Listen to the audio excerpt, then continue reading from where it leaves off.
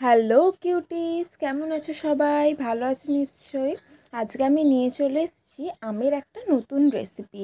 এটা কি বলো তো, এটার কী নাম দেওয়া যায়? তোমরাই সাজেস্ট করে দাও আমায়। আমি কিন্তু এটাকে বলি হচ্ছে ফ্রুট রোল। তাহলে ফার্স্টেই দেখো, আমি 4টে আম নিয়ে নিয়েছি, আর এটা কিন্তু গাছ থেকে পাড়া আম, ঠিক আছে? তাই জন্য আমার অনেক দিনই প্রায় হয়ে গেছিলো, তারপরে আমি কিন্তু এটা বানালাম। এবার আমগুলো দেখো আমি কেটে নিচ্ছি ছোট ছোট করে পিস করে। এবার আমি তো অতটাও ভালো করে কাটতে পারি না, যেমন পেরেছি তেমন কেটে নিয়েছি। দেন দেখো আমি এটা গ্যাস জ্বালিয়ে নিলাম। আমি বসিয়ে দেবো হচ্ছে 2 গ্লাস জল। ভালো মতো ফুটে যাবার পরে তারপরে তোমরা তার মধ্যে আমগুলো ছেড়ে দেবে, আর দেবে এর মধ্যে 1 চামচ নুন। দিয়ে সেটাকে প্রায় 15 থেকে 20 মিনিট তোমরা কিন্তু ফুটিয়ে নেবে ভালো করে, যাতে আমের যে টক ভাবটা থাকে সেটা কিন্তু বেরিয়ে যায়, ঠিক আছে? এরপরে দেখো একটা ছাঁকনির মাধ্যমে আমটাকে আমি ছেঁকে নেব।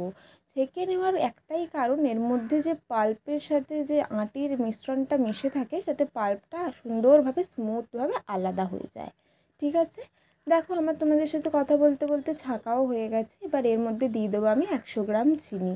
ভালো করে চিনিটা মেশানোর পরে আমি এর মধ্যে দেবো হচ্ছে অল্প করে চাট মশলা। আমি এটা সানরাইজের চাট মশলা নিয়ে নিয়েছি, অল্প আমি দিয়ে দেবো, তাহলে টেস্টটা অনেকটাই ভালো হবে। তোমরা কিন্তু এর মধ্যে আমচুর পাউডারও মেশাতে পারো। এরপরে আমি দিয়ে দিচ্ছি সামান্য টক হওয়ার জন্য, এটা কিন্তু হচ্ছে গন্ধরাজ লেবু।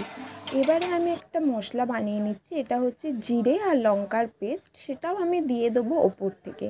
এবারে একটা থালায় তোমরা তেল ব্রাশ করে এর উপরে তোমরা মিশ্রণটাকে ভালোভাবে স্প্রেড করে দেবে।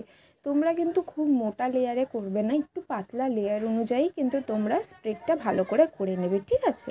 পুরো থালায় ভালো করে স্প্রেড করার পরে এর মধ্যে দিয়ে দিতে হবে আমি যে মিশ্রণটা বানিয়েছিলাম, সেই লঙ্কার আর জিরের পেস্টের এটা, ঠিক আছে?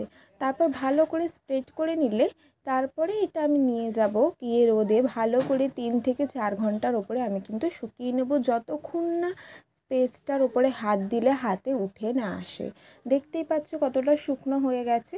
এবারে দেখো আমি এটাকে কিন্তু তুলেও তোমাদের দেখিয়ে দিলাম হাত দিয়ে যে হাতে উঠে আসছে না। এবারে কিন্তু আমি একটা ছুরির সাহায্যে হালকা করে তুলে নিলাম। দেখো কোনো জিলেটিন ছাড়াই কিন্তু কি সুন্দরভাবে আমার থালার থেকে স্মুথলি উঠে এলো।